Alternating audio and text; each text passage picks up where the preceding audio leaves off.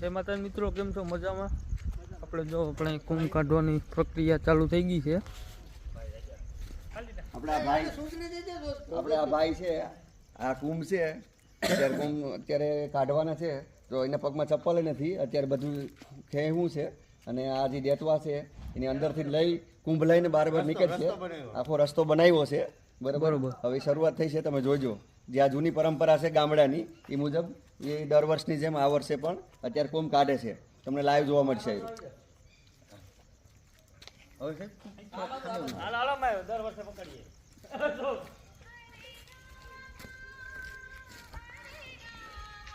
જો મિત્રો તમે જોઈ શકો છો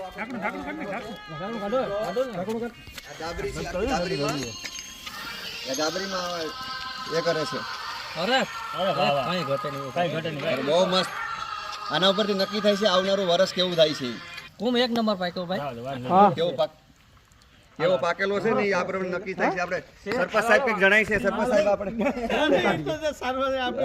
ધાર્મિક પરંપરા છે એ કરીએ છીએ એમ. હું કહું જે પ્રમાણે પાકે નક્કી થાય ને વર્ષમાં. કુંભ હારામ હારો બરાબર પાક્યો ને? લે લે લે લે આપણો મેઈન વસ્તુ કઈ છે?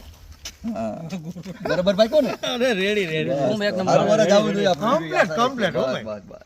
ભાઈ ઘટે ને કુંભ પાક્યો બરાબર. રમતભાઈને પાડો તો ને એમાં શું હોય પરબત આપણે છેલ્લે સુધી હોય ને તો અત્યારે છેલ્લે અત્યારે 4 વાગ્યાનો ટાઈમ થવા આવ્યો છે. બધા એટલા મિત્રો છે સરપંચ સાહેબની સાથે કે અત્યારે બધા હવે કુંભ કાઢ્યો છે. અને આ કુંભને અત્યારે બધે ગામમાં બધાને પ્રસાદી તરીકે આપવાનો છે. અત્યારે સવાર થતા પાડો લે હવે મસ્ત આવે. બધા લાઈટ કરો તમે, લાઈટ કરો. જીવાભાઈ છે હા હા ઘરે ઘરે આપશે, બરાબર દુકાને આપશે. બરાબર બરાબર. કોઈ આપણે ઓલું રવાડી નીકળે ત્યારે હા હા આમ હા. આપશું રનિંગ. લાખ ગામ પ્રસાદી તરીકે આને લે છે એમ. પેલા ઉતાણી માની જય. હાલ.